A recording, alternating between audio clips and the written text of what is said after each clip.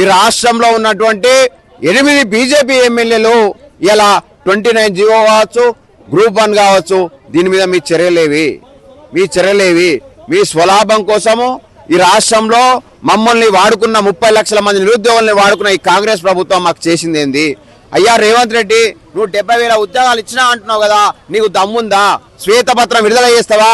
నీ హయాంలో నోటిఫికేషన్లు వచ్చినాయా? నీ హయాంలో ఏమైనా చేసినావా అని నేను ప్రశ్నిస్తా ఉన్నావు. 30 లక్షల మంది నిరుద్యోగ ప్రతినిధిగా నేను ప్రశ్నిస్తా ఉన్నా. ఈ రాష్ట్రంలో నేను చెప్తా ఉన్నా, ఇప్పటికీ కాదు లెక్కల ప్రకారం 34,000 ఎస్ఐపిసి ఉంటే నువ్వు వేసినావు ఎంత? 7,447 వేసినావు. ఏం వేసినావు? మళ్ళీ ఆ రంగారెడ్డి అభ్యర్థులు ఏం కావాలి? ఆ భువనగిరి అభ్యర్థులు ఏం కావాలి? ఆ హైదరాబాద్ అభ్యర్థులు ఏం కావాలి? ఎస్ఐపిసి నోటిఫికేషన్ కూడా నువ్వు 3,000 కాలేజీలు చూపిస్తా ఉన్నావు. మరి అప్పుడు ఎప్పుడు వేస్తావు? పాపం ఆ పిల్లలు ఏడుస్తూ ఉన్నారు, వాళ్ళ బాధలు చెప్తే తీరని బాధలు ఉన్నాయి. మరి ఈ రాష్ట్రంలో ఉన్నటువంటి ఒక పెద్దన్న పాత్రవు నువ్వు, ఈ రాష్ట్రంలో మాకు తండ్రి లాంటి వ్యక్తివి నువ్వు.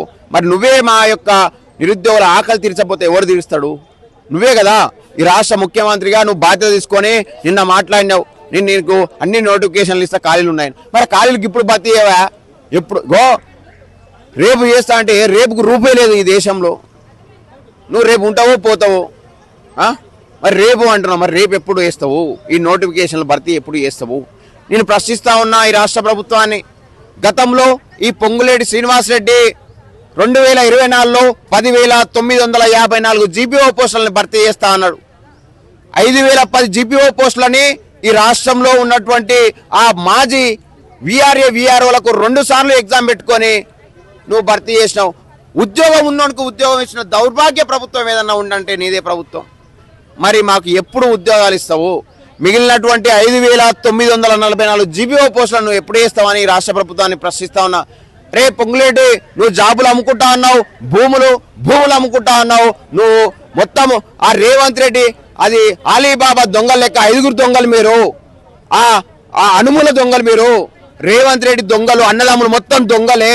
వాళ్ళ చిట్టా నా దగ్గర ఉంది. రేపు ప్రశ్నిస్తా ఉన్నా, దమ్ముందా రేవంత్ రెడ్డి మా నిరుద్యోగులతో చర్చలకు వస్తే నువ్వు బతావు? రేపు 2 ఎమ్మెల్సీ స్థానాల్లో మా నిరుద్యోగుల ప్రతినిధులు 2 నిలబడతా ఉన్నారు. మేము చెప్తున్నాం, నిన్ను గెలవనీయమో. ఈ రాష్ట్రంలో కాంగ్రెస్ తప్ప ఏ పార్టీకైనా ఓటేయని మేము ప్రచారం చేస్తాం, గ్రామాన తిరుగుతాము. నిరుద్యోగి బచావో, కాంగ్రెస్ హటావో, తెలంగాణ బచావో అనే నిదానంతో మేము ముందుకెళ్తాం. జై తెలంగాణ.